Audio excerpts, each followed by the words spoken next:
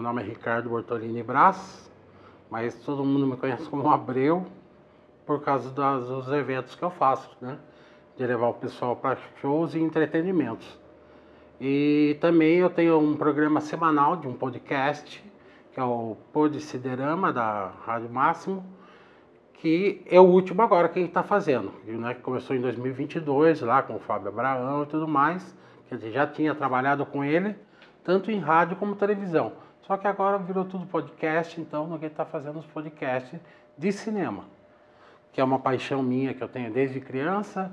E na década de 90 eu escrevi algumas coisas, algumas colunas para o Diário de Sorocaba. Minha primeira interação com música foi a Transação. Eu chego a dizer que eu fui o último dos moicanos, porque quando acabou tudo nas lojas de discos, que as pessoas já não estavam quase mais comprando CD, eu era o único vendedor ainda, mas vendedor com a música, de gostar de saber o que a pessoa queria. Um sertanejo passando por um axé, ao rock and roll, ao rock progressivo, que são as coisas que eu gosto mais, o hard rock. Então acho que isso aí impulsionou eu gostar de todos os estilos de música. Então isso foi legal para mim, né? Então a Transação Discos eu trabalhei 17 anos, né? Tive 2 temporadas, uma de tantos anos, somando tudo deu 17 anos. E nessa fase eu trabalhei muito com os artistas sorocabanos, né? Que a Link proporcionava alguns projetos e tal. Então eu tenho muita interação com o pessoal da cultura de Sorocaba por causa disso, por causa das músicas e tal.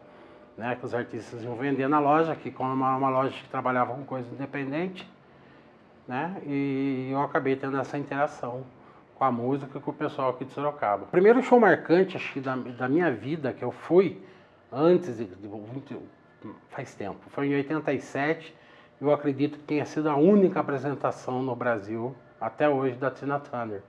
Que a Tina Turner deve estar até aposentada já, e foi ali que eu comecei a tomar gosto pelos shows, pelas coisas, de ver, entendeu? Na época, em 87, eu me encantei com os canhões de luzes, que hoje é piada aqui. Qualquer bar tem canhão de luz para fazer um show.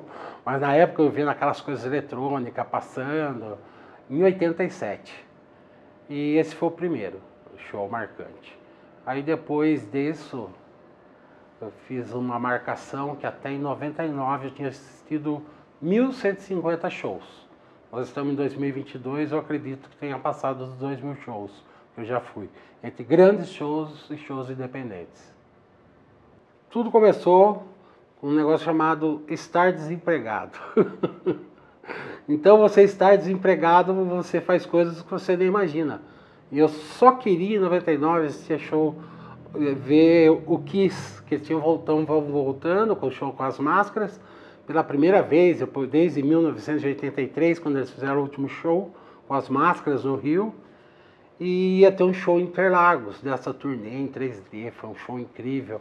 E eu não sabia como fazer, eu não tinha dinheiro para ir. Aí eu pensei comigo, se eu alugar uma van, dividir em tantas pessoas, tal, eu consigo livrar o meu ingresso. Só que nessa primeira vez, nessa primeira empreitada, eu já lotei um ônibus. Na sequência veio Metallica, Bruce Dickinson, isso tudo em 99. E isso me animou a querer fazer, a gostar desse trabalho de levar o pessoal para eventos. Hoje em dia eu tenho um calendário fixo, assim, de coisas que já tem. Que é o Lollapalooza, o Rock in Rio a cada 2 anos, a Bienal do Livro, a BGS, que é né, o tema dos games hoje em dia, né? E a Comic Con Experience no final do ano, que tem lá na Expo São Paulo, na Anhanguera. Eu acho que foi em 2016 que teve a primeira Comic Con.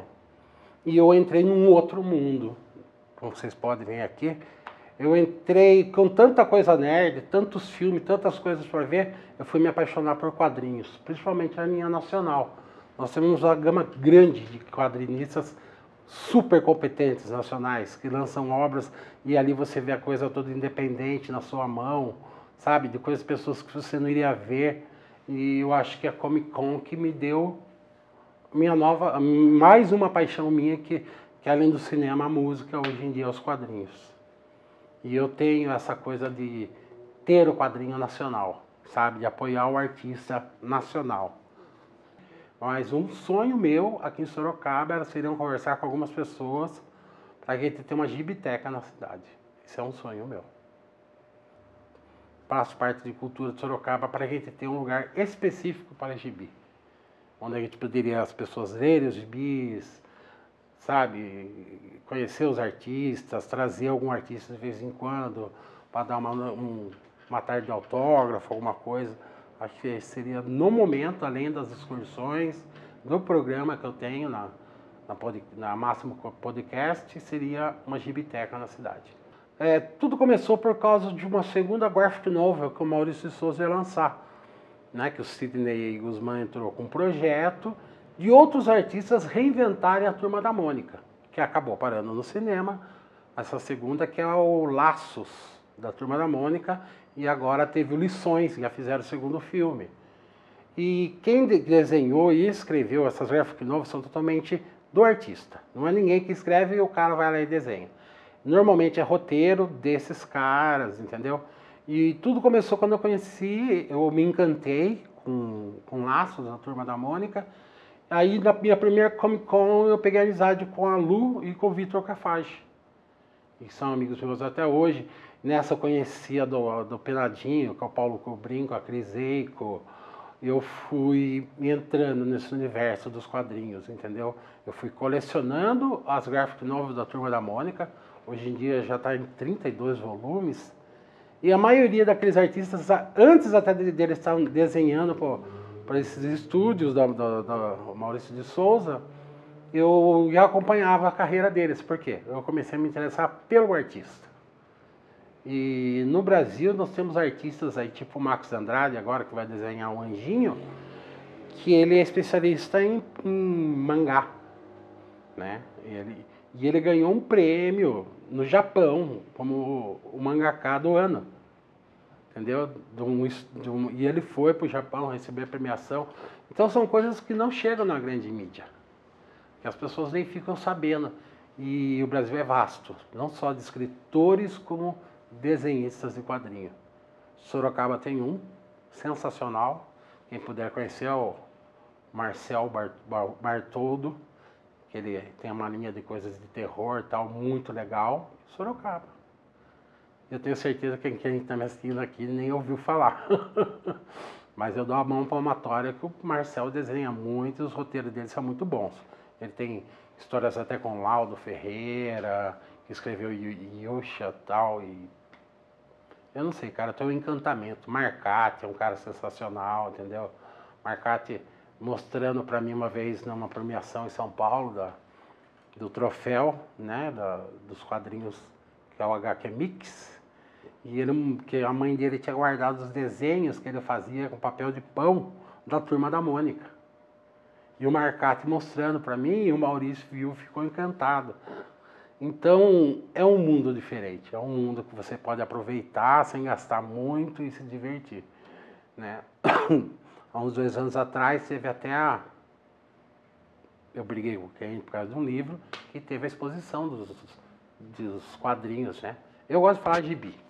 As pessoas falam graphic novel, outras falam HQs, não sei o quê, mas eu prefiro essa palavra antiga gibi, né? Que saiu da primeira coisa que era um gibi que tinha antigamente, era uma revista que publicava várias, desde fantasma a coisas mais infantil e tal, e era tudo englobado nesse gibi que era um formato grande, e era gibi.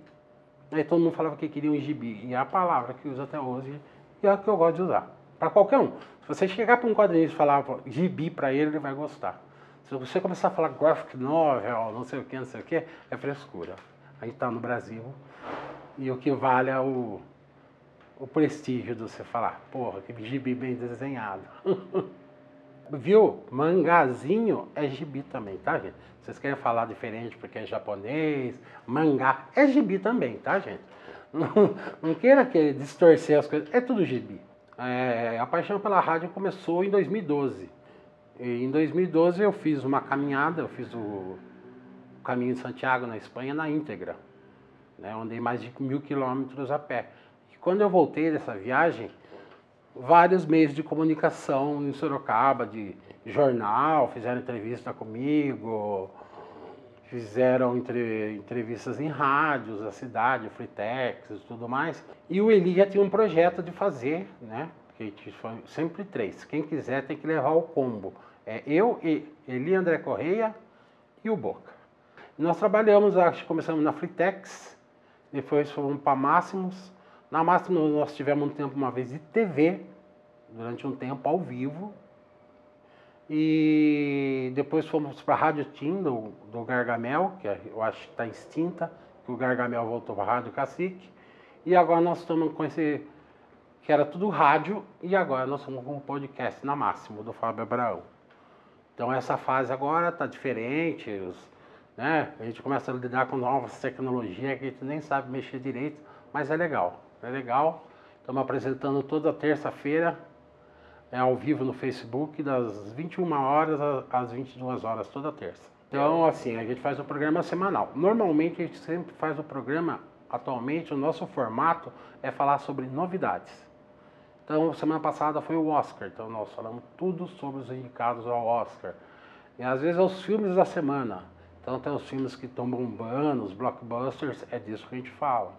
E se está passando desenhos novos, não sei o que valem a pena assistir, nós também comentamos no programa. A gente comenta mais sobre novidades do cinema. Assim, a área antiga, infelizmente, ainda as pessoas não se interessam mais, é diferente hoje em dia, né? O streaming, tudo, os streaming só tem novidade praticamente, então a gente trabalha com as novidades do cinema. Estreou Homem-Aranha, nós estaremos lá. Vai estrear Batman agora, nós estaremos lá para assistir e conversar com isso.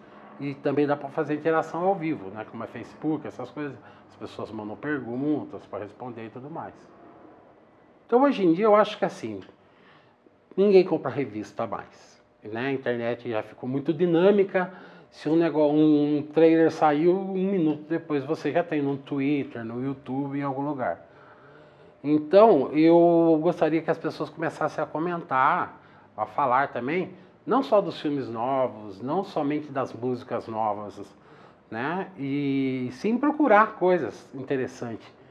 Eu me descobri nesse mundo nacional, assim, além da música, né, do cinema e tudo mais, acho que através dos quadrinhos que eu comecei a participar ativamente de eventos e tudo mais. Já fui em eventos da FIC em Minas Gerais, já fui na Bienal do Quadrinho de Curitiba, sabe? Eu já fui em vários eventos. Tinha um amigo meu, Sam Meg, que agora por causa da pandemia ele não conseguiu mais fazer, mas ele fez um evento só de quadrinhos nacional, que chamou Gibi Butantan, se eu não me engano. E eu acho que foi esse cara que foi para mim a grande entrada para mim, sabe, sobre os gibis nacionais. Porque o Sam, ele conhece muita coisa. Então eu espero que esse ano ele consiga fazer o segundo gibi Butantan para a gente se divertir, porque quando você vai nesse lugar é muita troca de ideia, é muita coisa, tá? E eu espero que ele entre, porque nós tínhamos um festival muito bom chamado, que era o Festival do Guia dos Quadrinhos. O Guia dos Quadrinhos, você entra lá no site, você tem uma enumeração de tudo quanto é gibi que saiu no Brasil, e tudo quanto é revista ligada a quadrinhos. E eles, infelizmente, né, antes da pandemia, por falta de apoio, acabaram com o festival. Era considerado o melhor, porque além dos artistas estar lá, o pessoal procurar e tal, ele era um mercado de pulgas. E nada melhor do que um mercado de pulgas para você descobrir coisas, né, novas e antigas. Então eu acho isso muito legal. Eu acho importante hoje em dia é não consumir aquilo que está fácil, e sim procurar coisas para você se ver que tem muita coisa boa na música, no cinema e nos quadrinhos.